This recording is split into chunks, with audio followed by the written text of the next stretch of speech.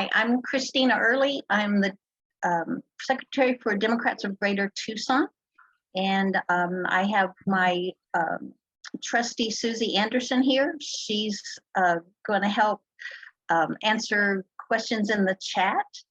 And just a couple of housekeeping, if everybody could just keep their microphones muted. And if you do have a question, please put that in the chat, and Susie or our speakers will catch up on that, and we'll get those questions answered. I think that is about everything that we wanted to get going, and we've got a lot to go over, so I'm going to go ahead and introduce our speakers. From Mission, Arizona, we're so glad you're here. Thanks for reaching out. I know this is going to be a great presentation.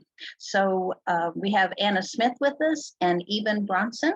So take it away, Mission for Arizona. Thank you so much, Christina. We're so excited to be here with all of y'all to explain a little bit about what Mission for Arizona is, and to let you know where we're at in this upcoming midterm race, as well as how you can help out.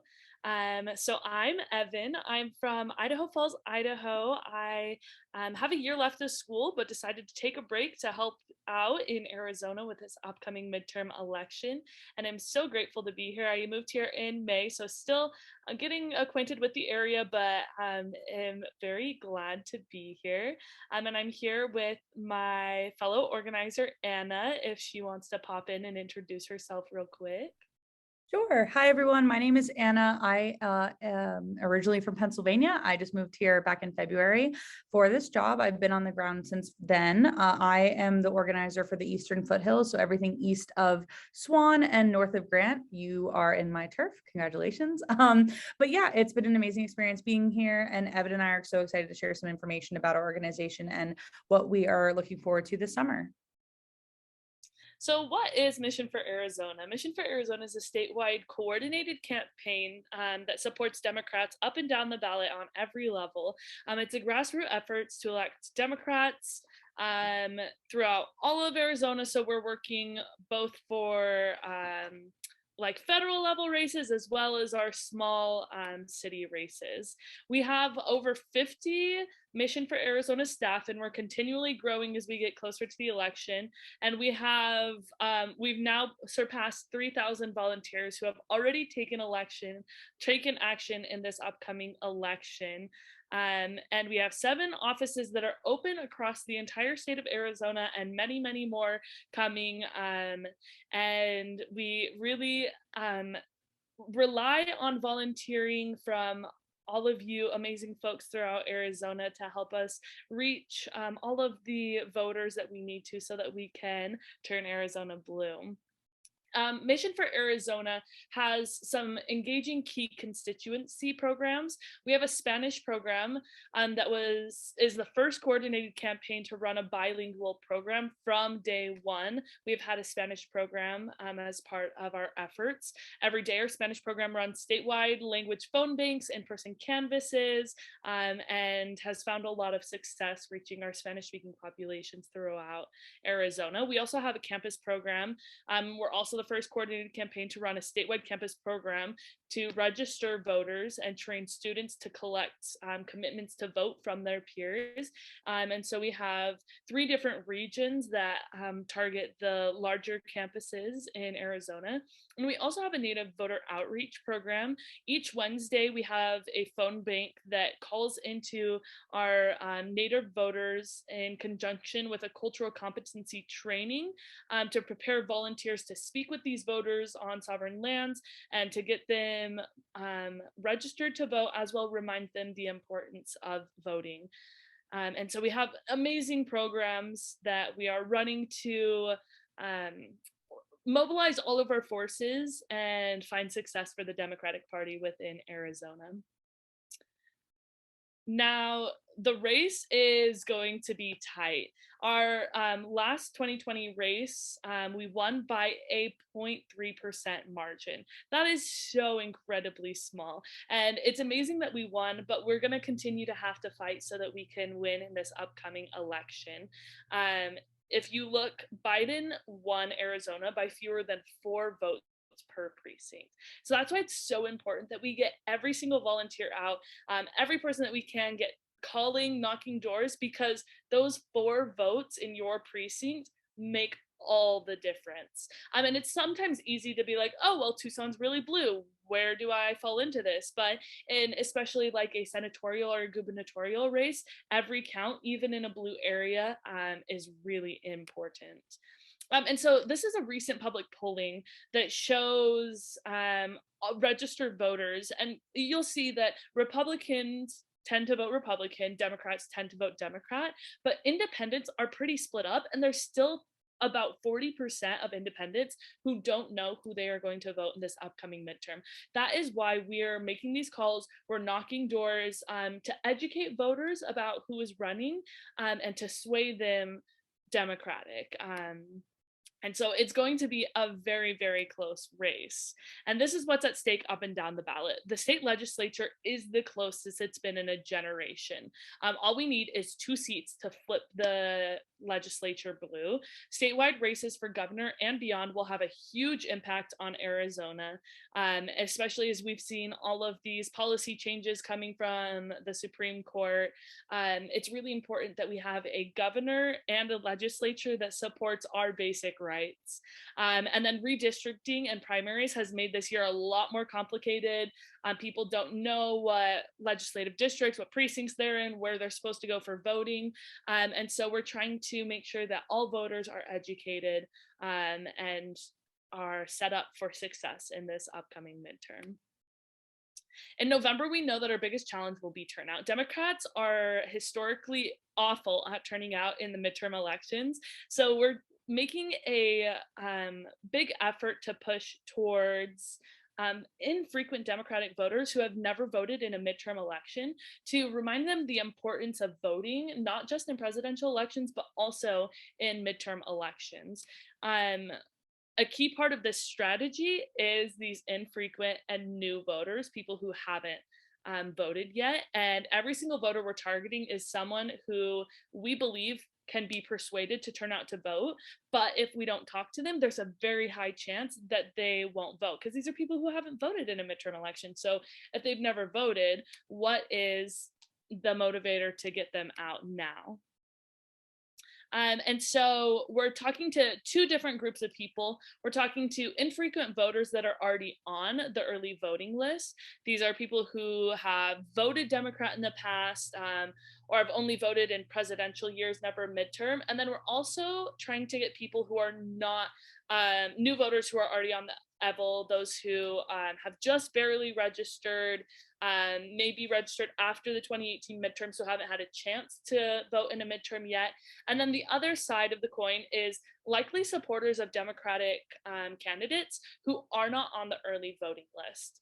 These are people that for whatever reason, don't know how to get on the early voting list to vote by mail. But data has shown that registering for the early voting list increases the likelihood of turnout by 30%. And so if we can get 3 people on the early voting list, that's 1 guaranteed vote that we have in this upcoming election. And as we saw, 4 votes per precinct is how we won the last election. And so every single one of these people on the early voting list, every single one of these folks that commit to vote Democrat is really important. So now I am going to turn it over to my colleague Anna, and she's going to tell you a little bit about our strategies. Sure. Hello. So what do we need to do this summer to make this happen? So this summer, we are really focused on registering voters to the early voting list and collecting commitments to vote ahead of the fall. Again, we want to make sure that folks have multiple opportunities and have every absolute avenue to vote through. And so that is one of our main goals here. We also want to intentionally engage key constituencies.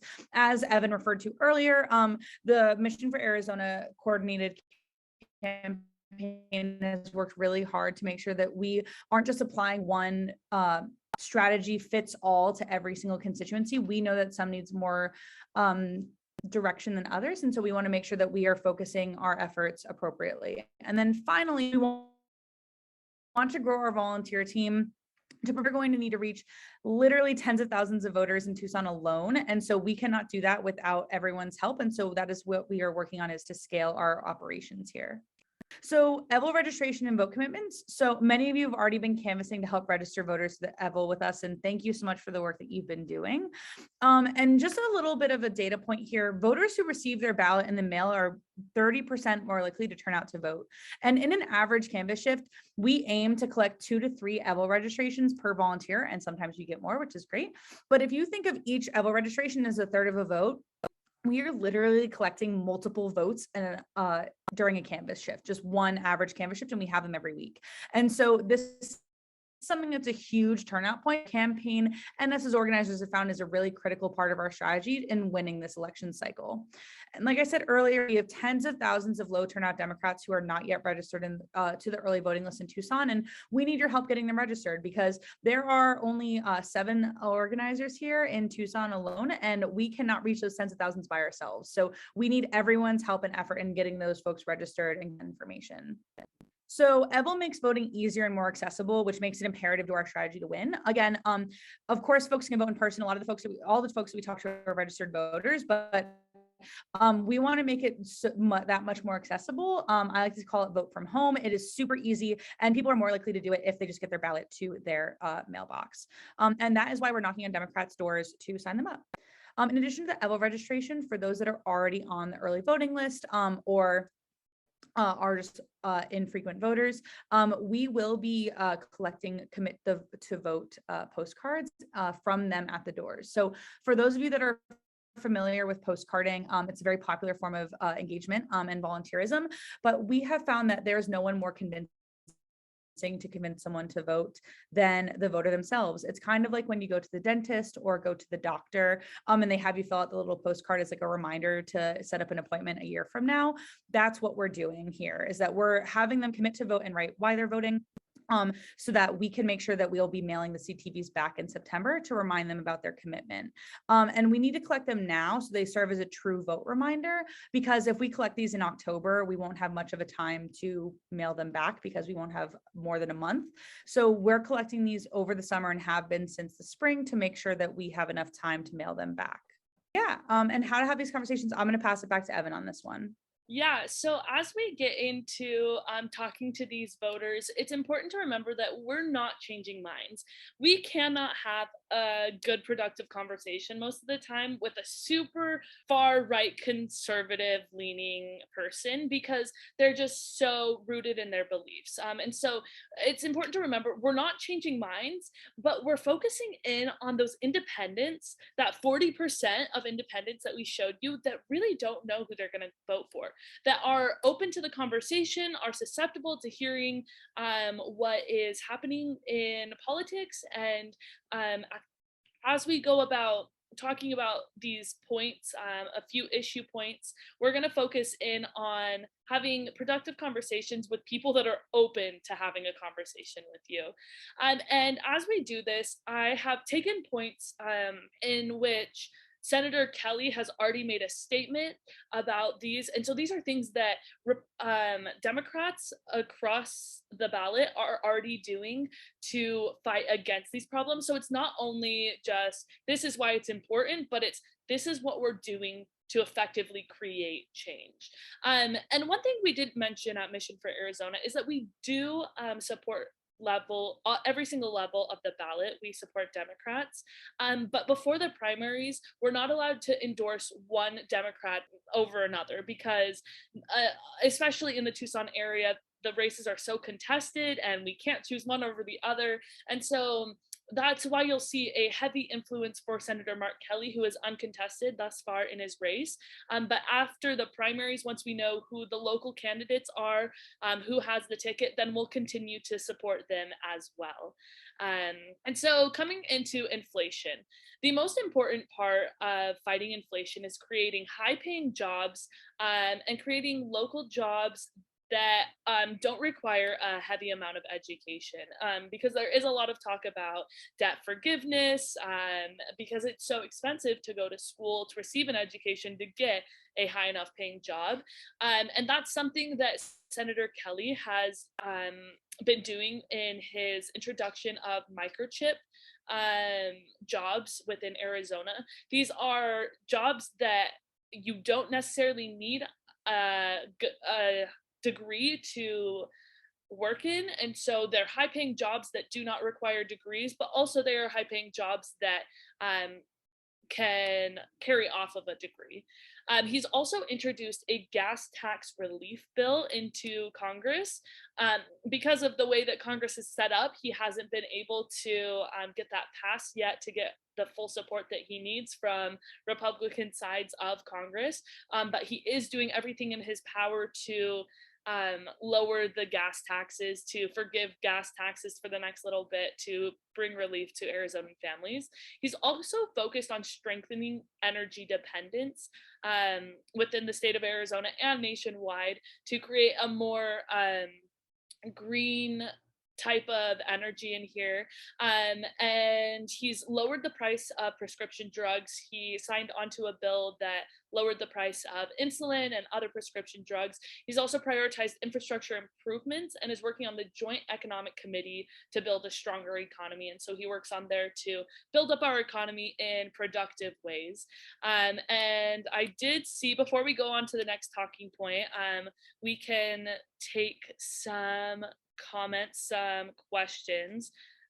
Yes, so it is about electing Democrats, but as I just said before, Mary, that we cannot support one Democratic candidate over the next until we know who has the ticket after the primary. So as we do that, then there will be a lot more talking points about those folks and what they're doing and how we can continue to support them. Barbara Warren has a question. Yes, Barbara, what is that? Yeah, just quickly, you said it, but it doesn't say it on here. Focus on strengthening energy dependence doesn't make sense to me. Don't you want to say green energy or clean energy or renewable energy dependence? Yeah, so energy dependence is the idea that America and nationwide, we're producing our own energy and that we're not relying on other countries for byproducts to create energy. So energy dependence would be us creating our own energy, and in that is renewable energy. Yes. Okay, can we say that in there? Because I think that message is really important these days. Just to say renewable energy dependence or clean energy dependence or whatever. Oh, absolutely. Before you put that out to a lot of people, because everything we can do to encourage clean, safe, renewable energy would be great for all of us. It's really hot out there and it's getting worse. I would absolutely agree. Thank you so much for that, Barbara. Thank you. I'm going to move on to our next talking point, which is reproductive rights, such an important one right now. Senator Kelly and Democrats up and down the ballot have talked about especially how harmful the Texas abortion law is and how that is an attack on reproductive freedom across the country and on healthcare privacy. Senator Kelly believes that these decisions should be between a patient and their doctor and no one else. And we've heard that from many different Democrats up and down the ballot. That we've also seen Democrats actively backing bills that will protect these rights to choose across the country. And I think the most important part of talking about this is understanding that this isn't it's not a philosophical conversation about when life begins, but it's about the privacy rights that we have as folks, but also the rights that a fetus has, in that if we say that this is a life, then we're also saying that, okay, then they should be, this fetus should be eligible to life support, then child support should start at conception. Then you have to get into all of these legal arguments, and that's not what we're doing. And we know that that's not the case for somebody that's pregnant. That it's not this question that a lot of conservatives have of when does life begin, but it's what is the right that women have in privacy and healthcare, and how do we make that those decisions? It looks like we have a question. Mary, do you still have a question? I'm concerned about keeping talking about what Kelly wants and what Kelly wants and what Kelly wants. He's not the only person in Arizona who has an uncontested primary.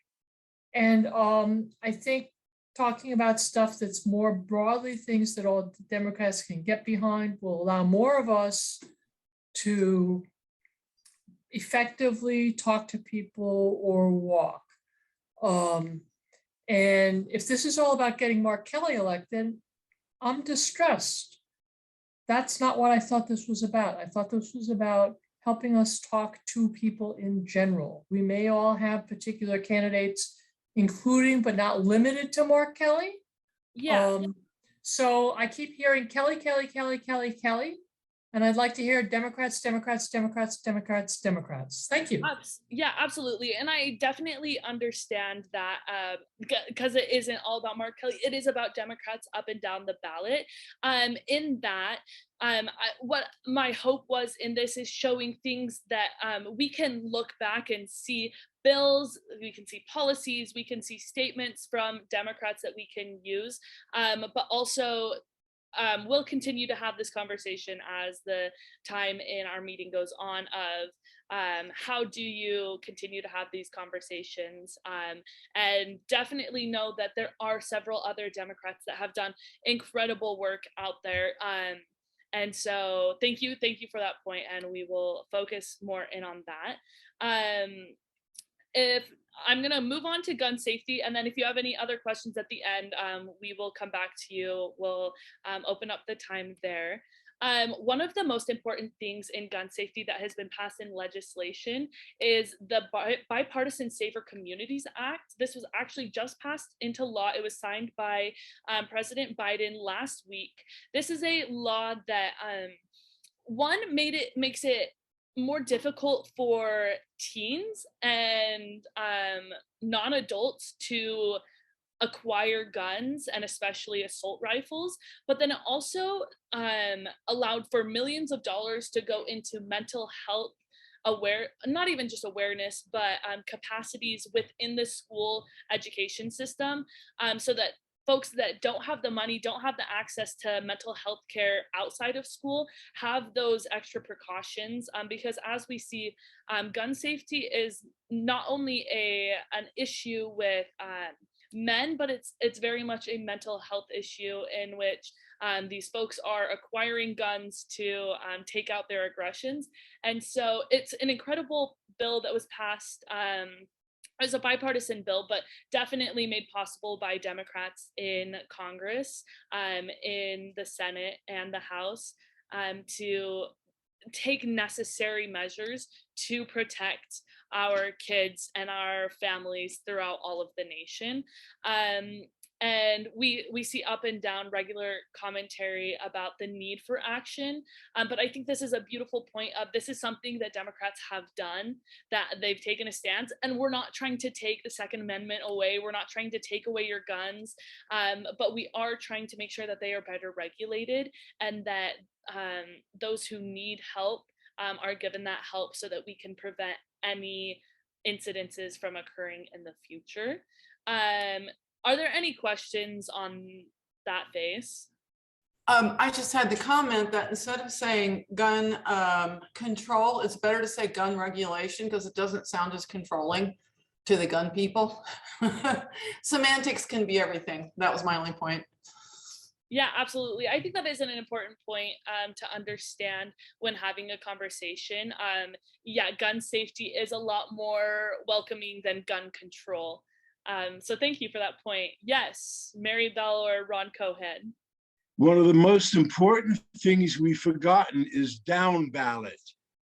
And that's where the Republicans control this state. Mm-hmm. We've got to get people to vote down ballot. I'm not talking, I mean, Mark Kelly is fine. I'm a great supporter of his. But we've got to get people into our Senate and our House of Representatives, because we're only 1 or 2 votes short. If we have those people in there, there's a lot of laws that can't pass. And this goes for reproduction, because we'll eliminate, if the Democrats control the Senate and the House in Arizona, you can't pay, we won't pass bad laws. And the same thing goes for gun safety. So remember, down ballot is important. This is where the Republicans have made hay. Yeah, that's a really good point. Thank you for making that. And if you think back, I don't know if you can remember the graphic. I can pull it back up at the end. But we really only are 2 seats away from having a blue Congress within the state legislature, and both in the House and the Senate. And so that's all we need to run the state legislature. And so, yeah, it is really important that we have those down ballot supports. And that's where I think making phone calls and knocking those doors to places that aren't Tucson are really important too, because we know that Tucson has the blue support, has the blue backing, but the other areas that don't need all of the Democratic turnout as possible. Yes, Connie. We in LD3 are really stressing that down ballot, but when we are in doing canvassing or calling in certain areas, again, to stress the down ballot, but also to give the people you're talking to information about how to access Democratic information in that particular LD. And for example, we in LD3 will be having a slate card on our website that will give suggested down ballot people to vote all the way down the ballot, and even in the nonpartisan judges. And we're going to have everything all the way down the ballot, but to tell them, to give them, hey, you can go, this is the website of your LD, and it will be on there. We're also going to be mailing out 57,000 slate cards to people in our LD, and that includes about 8,000 independents. But you know, you need to give them the fact that you can find this down ballot information, you know, here, wherever it is that you're talking about, which area you're canvassing or. Oh, absolutely. And I think that's what's so beautiful about the early voting list, the EVL list that we have in Arizona, is that these folks can open up their ballot at home and they can research every single one of the candidates. They can look at each of those names and they can say, okay, who is this? How do they look on social media? What do they say they're doing, and what are they actually doing? And what are their points? And it allows for that much more educated voting. Right. I had somebody ask me about what is a slate card. A slate card is basically a ballot. It looks just like the ballot, and it gives you the suggested names all the way down in every race, even down to the school boards. And we're sending out 8 different slate cards, you know. So I imagine that many other LDs are doing similar things, putting them on their website, but we need to make that information available to the people that we're talking to, either face to face or on the phone. This is where you can go to get the information in your area. Yes, thank you for that, Connie. We appreciate it. Evynn and Anna has their presentation here that they want to get finished up. So let's hold our comments until we get to the end of their presentation. We'll make sure we have plenty of time for everybody to ask their questions. Thank you, Christina. Immigration is an especially important topic in Arizona, with the focus on passing the DREAM Act and stopping family separations at the border. We've seen lots of Democrats visiting the border and securing resources and upgrading port entries, supporting border communities. I think in talking about immigration, it's important that we talk about the unhumane treatment that is happening in border camps, and talk about the importance of keeping families together.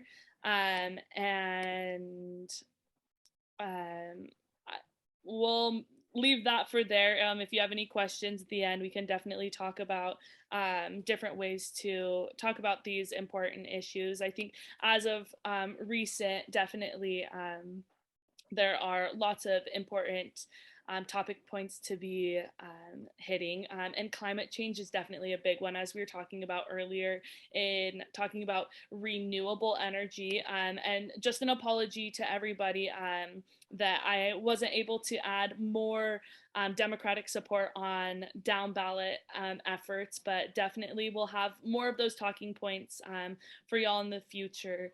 But some important things that have been happening in Arizona are ensuring drinking water and wastewater needs are met in Arizona and each of the 22 tribal communities. And this has been found in bipartisan water infrastructure legislation. We've seen bipartisan infrastructure bills that include several millions of dollars coming to Arizona specifically to invest in electric vehicle charging stations statewide. So I think that's another important one of those renewable energy dependency that in the state of Arizona, we can be creating our own energy. We can be having solar and wind charging ports that we can be creating our own energy and we can be using that within the state.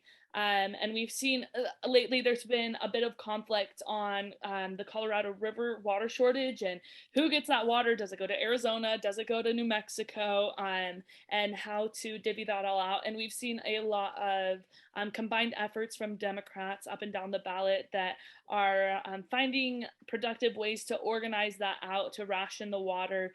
And it's really important, even in some different LD meetings, we've seen the importance of rationing water and where we're at in our water shortage here in Arizona. But we know that access to water is critical to sustaining Arizonan growth, and that having clean drinking water and wastewater is important throughout the entire state. Barbara, do you have something? I put it in the chat, but that didn't work. So I just wanted to know what we can do, or do we have suggestions about what we do about write-ins? For example, there's not a Democratic candidate for the mines inspector. I just got my ballot today. So do we have any guidance on who we can put in for write-ins where it might be helpful? Yeah, that is a really good question. And I think it definitely takes a lot of coordination, especially from the LD levels. I think there was a good point made earlier about us young folks that have come here to Arizona to help you out, and that we honestly don't know the area nearly as well as you. And so that's why it's important that we are regularly meeting with our volunteers and with LD heads and leads so that we can know who the best candidates are for that, because after living here for 2 months, I don't know who the best people are for that. But Christina, do you have something to carry off of that? Yes, thank you. So when it comes to write-in, we just went to a training with the Pima County Democratic Party about election integrity. And when it comes to write-ins, those write-ins have to get X amount of signatures. They need to get registered with the state. And you can't just write anybody's name in. That invalidates your vote for that particular office, not your whole ballot, but just that office. And so when it comes to write-ins, if there's somebody that would be thinking about it and wanted to be a write-in, I would definitely suggest that they get to the Secretary of State's office and go through what they would need to do to get registered so that people can put their names on the ballot. I'm hoping that's helpful, Barbara. Yeah, thank you. Thank you so much for that, Christina. And I think it goes to show an important point that historically Republicans have been really good at organizing and figuring that out, where Democrats do need a little bit more experience in coordinating. And that's why Mission for Arizona needs the LDs and the precinct captain to work together so that we can know the best way to find success in these election so that we can know who to write in, that we can get that information out to everybody. And so if you do have information, please let us know so then we can be able to coordinate with people in our areas. Yes, Joe, do you have a question following that? Yeah, I'm following the chat room so we can ask the questions for you. And we have many, many more statements than we do questions. And what that tells me is we have some people with strong opinions, and that's wonderful. But if you do have any questions, now is your time. All you have to do is write it in the chat room, and I'll be happy to voice it for you. Thank you, Joe. Susie, do you have a question? Thanks. Regarding write-ins, we can't do that without them trying to become a registered write-in candidate. But what about in safe places where we have a Democrat running for an office, but they're but they're unopposed? How can we change our registration to Republican to vote for the worst? I don't know whether we want to vote for the worst or whomever Republican if we change our registration to try and weaken the Republican Party. Yeah, so the deadline there is a deadline every year to switch your political party from Republican, Democrat, Independent, and that has passed, unfortunately. But if that was something that you wanted to do, you definitely could switch to Republican. The only thing there is that you would stay Republican for both the primary and so the problem, you couldn't vote in both. You can only vote in a Democratic primary or a Republican primary. You can't get both the Republican and the Democratic ballot. So right, but it doesn't exclude you from changing it back again to the your Democratic for the general election. Joe, do you have something there? Yeah, we got a question from Dee Matlin, and her question is, do you have any evidence that all this policy stuff will work better than just making the point that Republicans want you dead from guns, childbirth, lack of health care, corporate poisoning of water and air, etc.? Yeah, that is a really good point, Dee, because as I said, coming into here, you can't change somebody's mind. It's the same way as religion. You don't have conversations about religion with somebody that's devout in their faith and try to convert them to your faith. You hear their side, you get a better understanding of what they believe. And so these conversations that we're having aren't to try and convince far right leaning voters, because they're rooted in their beliefs. But these are the conversations that we can have with those independents that we showed you, those 40% of independents that don't know which way they're going to vote. And that's who we're focusing in on having these conversations with. But that is a really good point. Thank you for making that, Dee. We have a few more slides to get through. And so I'm going to move through these last ones. I think the most important thing that we see is a kind of disdain for politicians in general and for dirty politics. But one thing that we can rely on is integrity in government. Sorry again for leaning back onto Senator Kelly, but it's really interesting that Senator Kelly has made a big effort to stay and have integrity within his position in Congress. He is the only senator who has rejected corporate PAC money, who has made his entire schedule public to anybody who wants to see it, and also has put all of his assets into a blind trust so that he doesn't know what stocks his assets are in, and so kind of shows that this is a man of integrity who is just doing what is best for the people of Arizona and trying his hardest to reflect our wants and desires. And he's met with several leaders. We see Democrats working with leaders and visiting communities across the state to really make the issues that matter to the residents of Arizona voiced and make those changes happen. It looks like we have a question real quick, Joe. Yeah, from Corrine Cooper.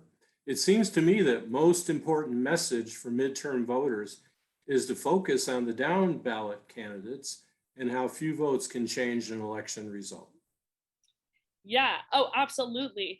And we'll talk a little bit about this in a little bit, but it's important to understand the gerrymandering that has that we've experienced in Arizona as of late, that there is active voter suppression happening within the state, that the Republicans do not want Democrats to be voting.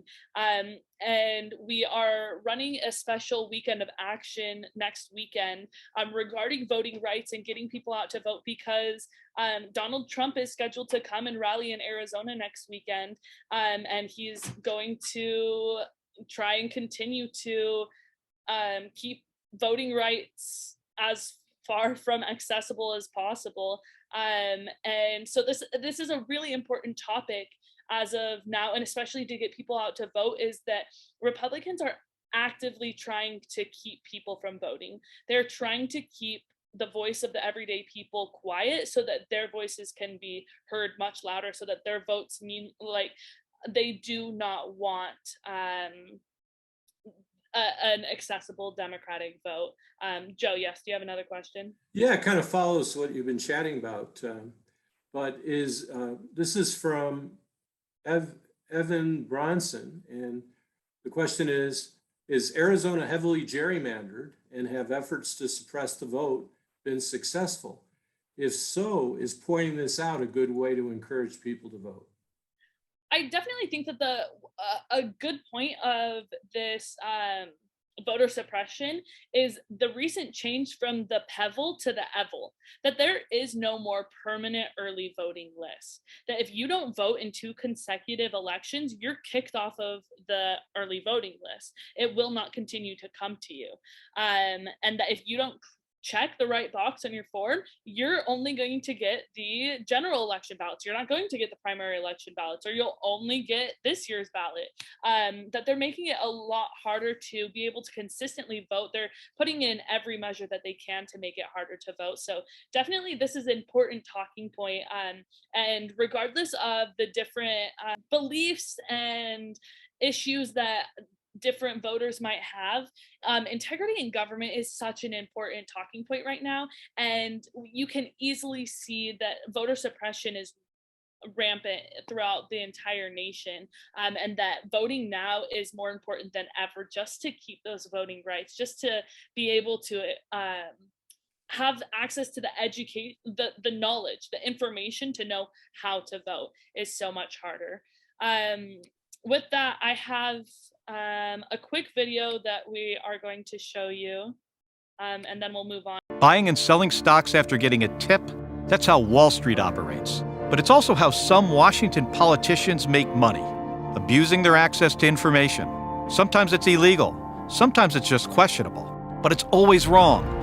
That's why I'm leading the effort to end stock trading by members of Congress entirely. No elected official should get rich doing their job because they work for you, not Wall Street. I'm Mark Kelly, and I approve this message. And so with that, we are, the most important part of this conversation is how to get involved, how to be able to have these conversations with voters. It's not, you can kind of have these conversations with your neighbors, with the folks at church, the folks you run into, but it's really important that we're able to get this information out, that we're able to educate voters about the need for them to participate in this upcoming midterm election. And I just want to reemphasize that over here at Mission for Arizona, we don't know it all. We don't we aren't privy to all of the information that we need. And so it is important to have these conversations with you, with our different LDs, with precinct committee members, and we want to continue to have those conversations. And so later you will see you'll be able to see which organizers over your area. Please reach out to us because we cannot find success without all of your help. My efforts in pressing upon Mark Kelly were to show that there are things that we can pull. You can look at the bills that have been passed. You can look at policy statements and issue debrief news sites that show what Democrats have been doing. And you can use those in conversations to show the importance of electing Democrats. Yes, Steve, do you have a question? We need to hold the Senate. If we don't, we're in a world of trouble. And I appreciate, I'm gonna support my Democratic candidates down ballot. I don't stop early, I just do it all. So, but we have to hold the Senate. That's all I needed to say. In that, we want to tell you of all the opportunities that you can have to get involved. It's really important to get involved in your LDs. And as I said, we're trying our hardest to work with each of the LDs. Each of us are working with different LDs. So like me specifically, I work with LD 18. And like Christina said, Larry Bodine, who is over Democrats of Greater Tucson, is out knocking some doors for us in Mission for Arizona in his area right now. And it's so important that we get all of your help there. We go knocking every Saturday and Sunday morning at 9 a.m. And then we have several phone banking opportunities throughout the week to make these calls to people that have not voted yet, which is important to get Democrats elected on every level of the ballot. And as Steve said, it's really important this election with in the Senate is really important to keep the Senate throughout the nation, but also our state legislature is super important, and our gubernatorial race is really important. And we're making calls to get Democratic and independent voters to turn out so that we can win on every levels of the ballot. And we just can't do it ourselves. And so we need help also recruiting other volunteers who are willing to do this. And we have several events that we are working on to get as many people involved as possible. And as we're out canvassing, making phone calls, we also need help in the office, filing and inputting data and helping keep the place organized. And so these are a few of our upcoming events that I just want to put on your radar. And then I promise we'll get to our questions.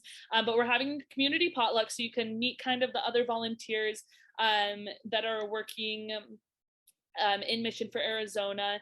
And this is not pointed, we're not trying to talk. This is supposed to be a soft, easy place where it doesn't have to be full of political conversation. You can just come meet some other active Democrats working to get Democrats elected up and down the ballot. That'll be July 10th at 5 p.m. You can, I'll have my number up if you're interested in coming to any of these. We can definitely get you more information.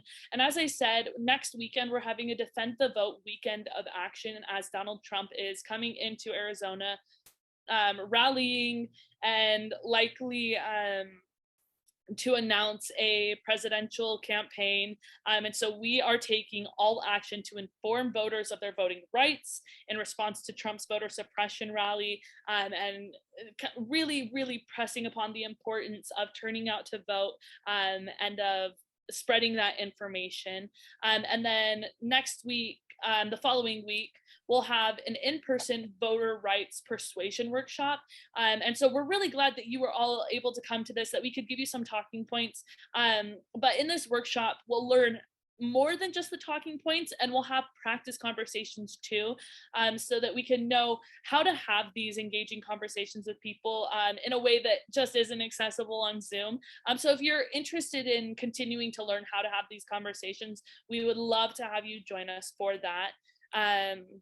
This is a map of our area in Tucson. As Anna said, there are 9 of us organizers in here, and Isaac isn't pictured on here, but he is able to oversee it all. So if you see your area in there, take a look at the picture of the person there. On the next slide will be their contact information, their email, and their phone number if you want to jot it down.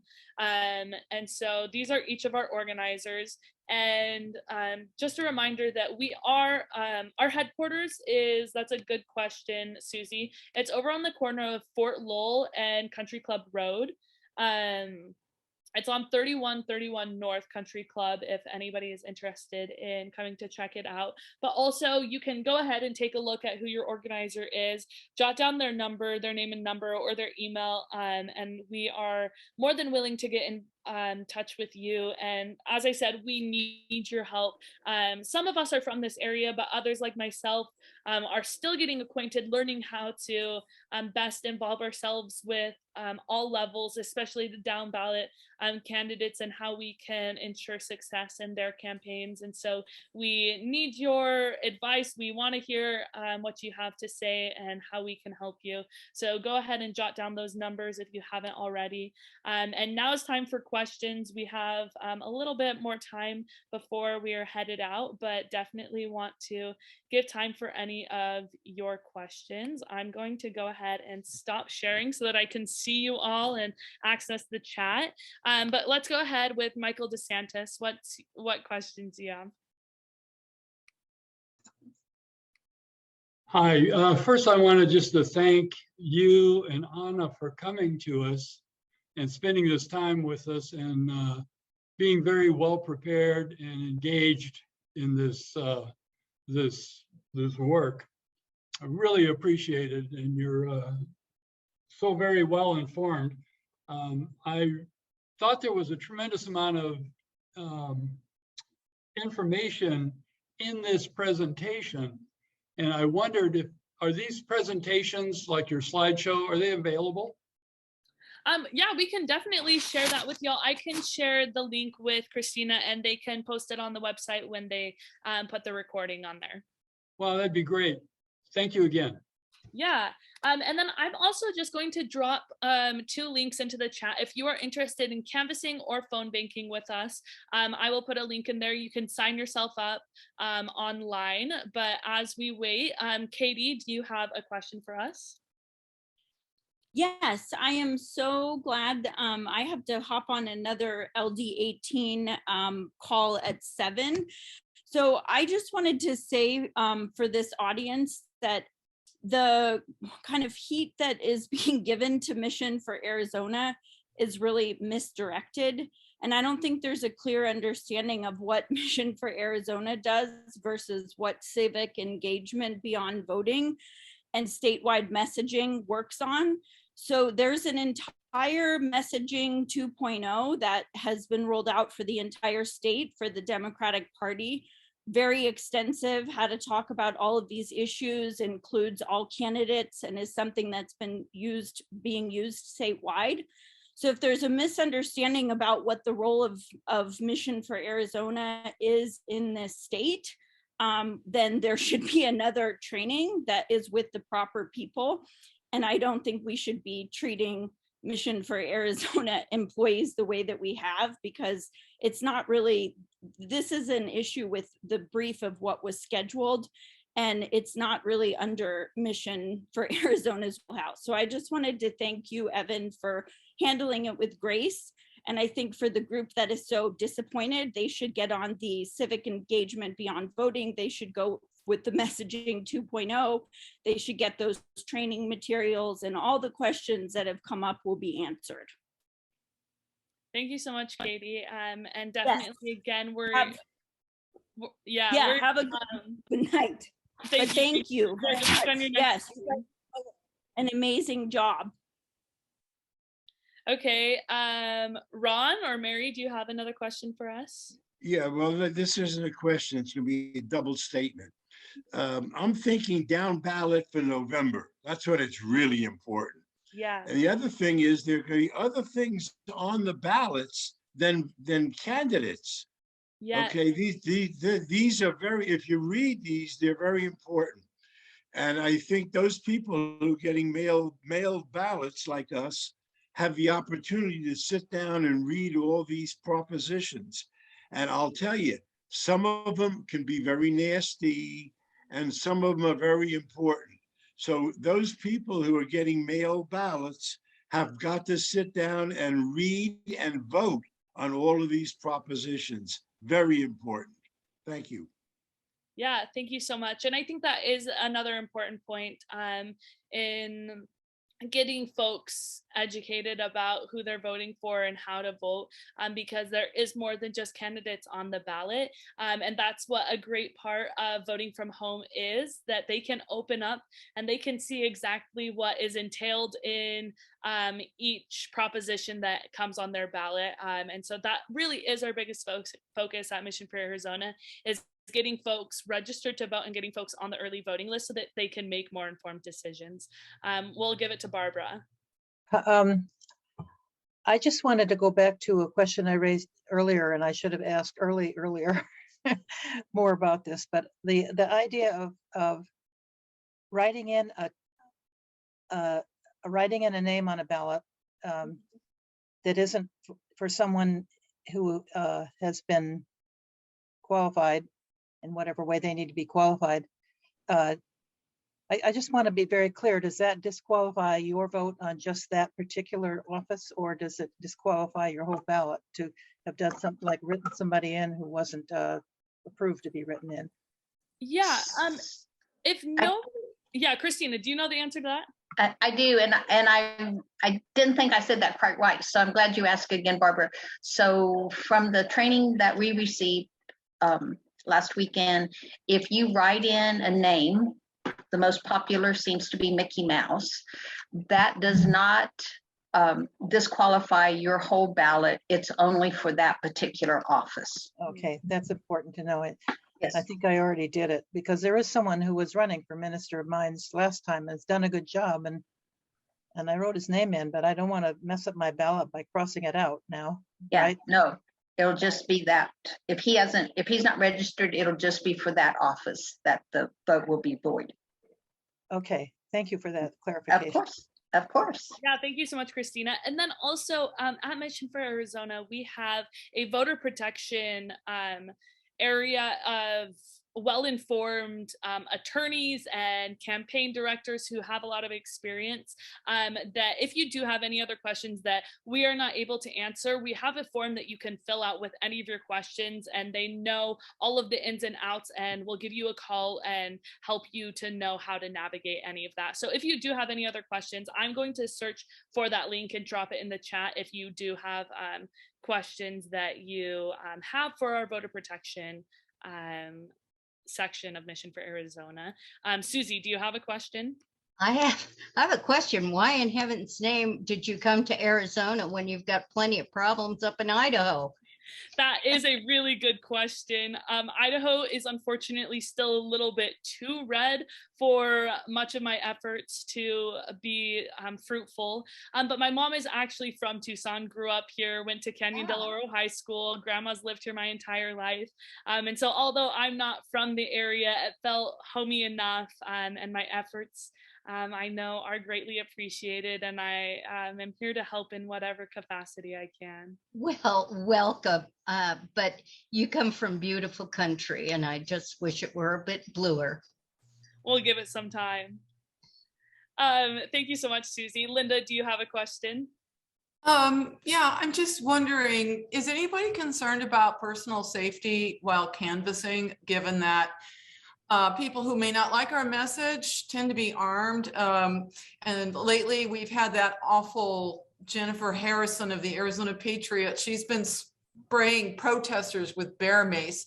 So I kind of wonder, is it actually safe to canvass? I don't know. Does anybody have any ideas about that? No, that's a really good point. We at Mission for Arizona are mostly not blind knocking doors. We're not just sending you into a neighborhood. We have a list of Democratic voters or independents who have historically voted Democrat. So these are likely supporters. These are people that are going to most often accept the message. But as we mentioned earlier, these are people who haven't voted in midterms or haven't voted in recent elections that we are focusing in on. And so definitely trying to stay aware of safety and taking all of the precautions necessary.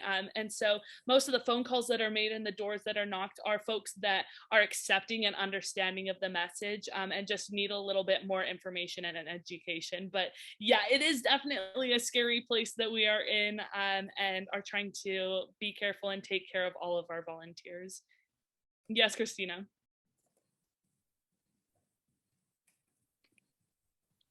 Sorry. I just want to make sure, Michael DeSantis, did you have another question? Your hand is still up, sweetheart. Yes, I just came up with one, but I looked at the time and it looks like we're about done here. Go The ahead. question I had, have you developed a protocol yet for volunteers in regards to the safety question to deal with the situation that certainly happened with me before, where you have a list of all friendlies, but someone has moved. And when you announce yourself as a volunteer for the Democratic Party, they kind of explode because you're knocking on their door. Yeah, so the very I wonder if you first have a protocol for that.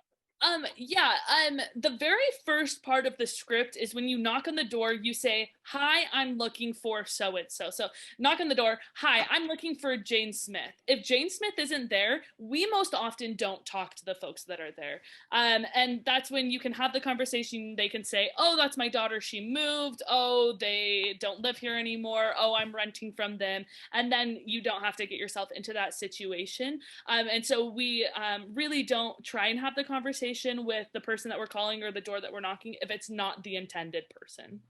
Thank you. Yeah. Any other last questions?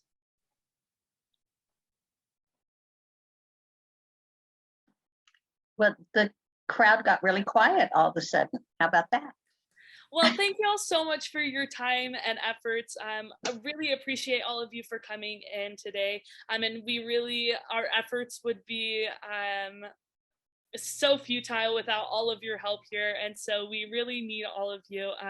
And as I said earlier, we are more than willing as organizers to work with you to just have conversations. If all you want to sit down is chat over coffee and see how we can better be of help to your neighborhoods, to your precincts, that is what we're here for.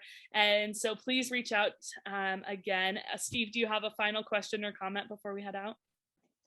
Yes, I want to say thank you, and I'll see you on the other side. Yes, thank you, thank you. Well, don't hesitate to reach out. Again, Evynn Bronson would love to work with you in the future, and thank you so much for coming. As Christina said, if you have any questions, want to see the PowerPoint or watch the recording, you can go onto the Democrats of Greater Tucson website, and all of that will be on there. Yes, thank you so much, Evynn, for approaching me at, I put a little plug in here for drinking.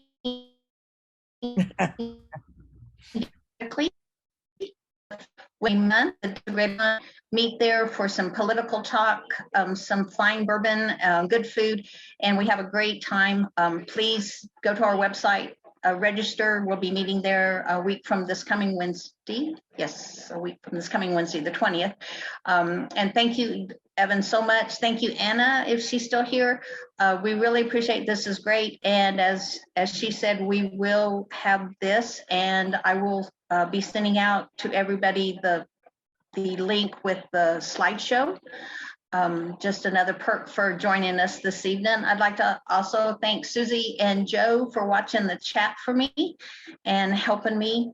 And if anybody has any other questions, speak now, or we will see you on the other side. Thank you. Thanks all for coming.